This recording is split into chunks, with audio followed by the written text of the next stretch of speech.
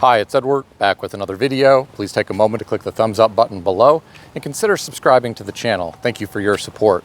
Today, I read an article on CNBC.com written by Tim Mullaney titled, "What It Will Take to Make Homes Affordable Again for Millions of Americans." I'll include a link to the article in the description below. I encourage you to read the full article to support the author and news source.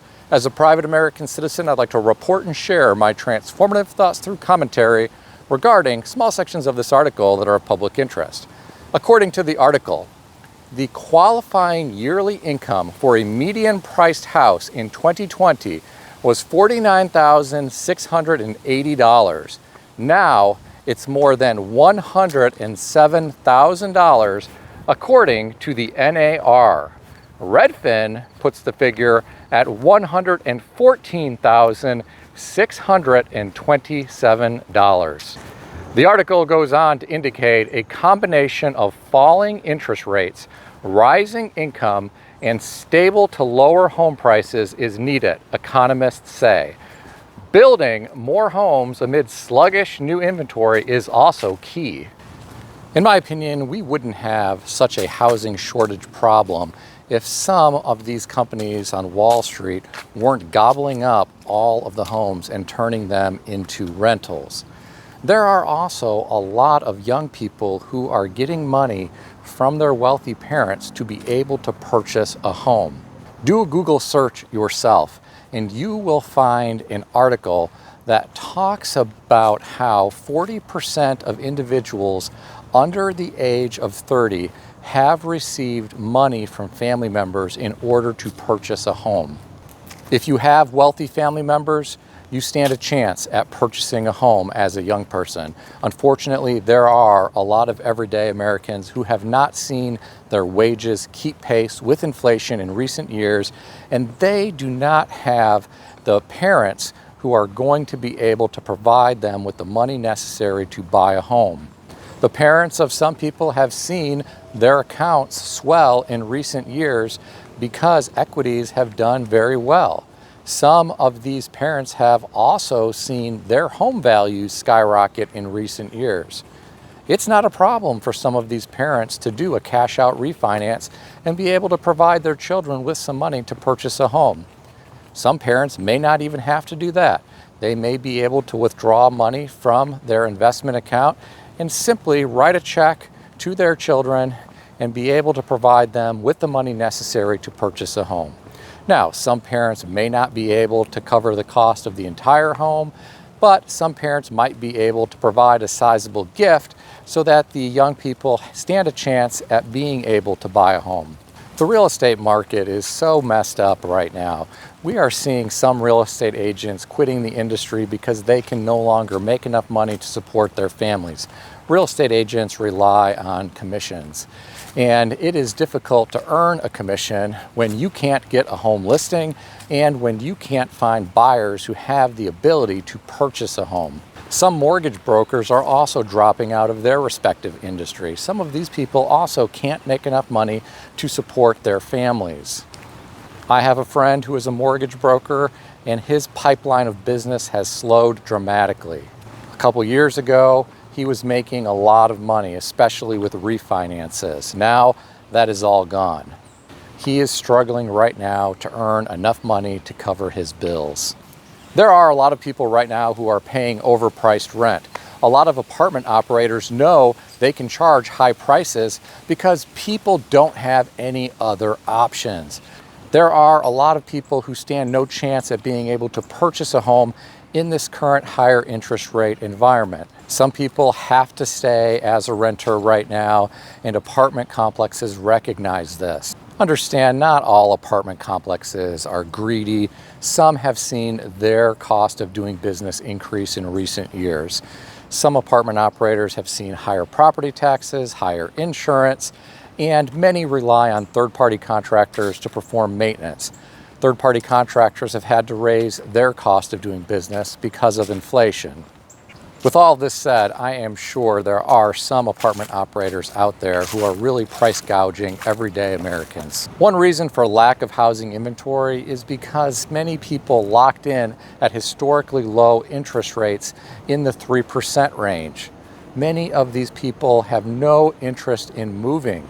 If they tried to move, they might have to buy a smaller home in a less desirable area, and their payment could potentially be the same. Individuals who rely on mortgage financing are now in an 8.5% mortgage rate environment, and that's for an ideal borrower. Some individuals with less than ideal credit could be paying close to 9% for a 30-year fixed insured conventional mortgage. I've shown some homes to some buyers recently, and they have been very discouraged. There is a lot of junk out there on the market. There are a lot of properties that have a lot of deferred maintenance, yet the sellers are asking a lot of money. A lot of these sellers know there is an inventory shortage. They are going to hold tight, and they are going to wait until they find a buyer who is willing to pay the amount of money that they are asking. Life is not always fair, and I feel bad for the young people who don't have family money to purchase a home with. Some young people may need to live beneath their means for a considerable amount of time in order to save enough money to put down on a new home. If young people can put enough money down, they may be able to get their mortgage payment to a level that is affordable. I am sure there are young people today who are making personal sacrifices in order to save money for a home. I don't doubt there are some young people who are delaying starting a family because they want to save as much money as possible to be able to purchase a home first. The problem is no one has a crystal ball with regard to what is going to happen with the real estate market. It's certainly possible that homes could continue to stay elevated in terms of price. We have all been living in the twilight zone in recent years when it comes to the real estate market. I personally think the real estate market is going to slow down in the months and years to come, assuming mortgage rates stay elevated. Just today, I was looking at real estate and I noticed a lot of price reductions in my area. There are some sellers who are finally starting to recognize that they may need to lower their asking price in order to incentivize buyers to purchase the home. Understand that real estate is very local. I am sure there are markets around the United States that are still hot. There are likely still homes that are flying off the shelf. In my opinion, the Federal Reserve needs to continue with QT. Let the weak players fail. Let the stock market decline, and if the stock market decline accelerates, don't bail it out. Let the market be free. Let real price discovery prevail. If we see a stock market decline that is large enough and a lot of companies begin to lay off people, some of those individuals may not be able to find new jobs. Some of these people may be put into a situation where they are forced to sell their home. Some of these individuals may have no interest in selling their home because they know they are locked in with a low interest rate. If you don't have a job and you can't continue making your mortgage payment, then you have no choice but to sell your home, especially if you have no emergency fund with enough money to be able to weather the storm. If we saw a sizable correction in the stock market and this resulted in layoffs, which caused unemployment to spike, there could be less demand for real estate. Right now, a lot of the new home builders are still able to incentivize buyers to purchase one of their new models because they are able to buy down interest rates. If we start to see higher unemployment, there will likely be fewer buyers that are interested in these new homes. If builders start to see demand weaken considerably, they may be forced to lower their prices quite a bit from where they are now. Of course, this would all be dependent on the Federal Reserve not riding in on their white horse and rescuing the market like they have done in recent years. In my opinion, a steep correction in equities is what we need. We need it to be deep and long with no Federal Reserve intervention. Let's leave fantasy land behind. Let's get back to a sense of reality with regard to equity prices and real estate prices, along with the prices of a lot of other asset classes. I understand this could be incredibly painful for some, but well-positioned people and well-positioned businesses could potentially benefit from opportunities that are created. It's like Warren Buffett once said, be greedy when others are fearful. Warren Buffett was able to scoop up some bargains during the 2008 Great Financial Crisis. His company has a stockpile of cash right now. I am sure he is positioned to be able to take advantage of opportunities if and when they present themselves in the future. What do you think about all this? Are you surprised that the yearly income needed to qualify for the median priced house in the year 2023 is $107,000 according to the NAR and $114,627 according to Redfin? Share your thoughts about this in the comment section below.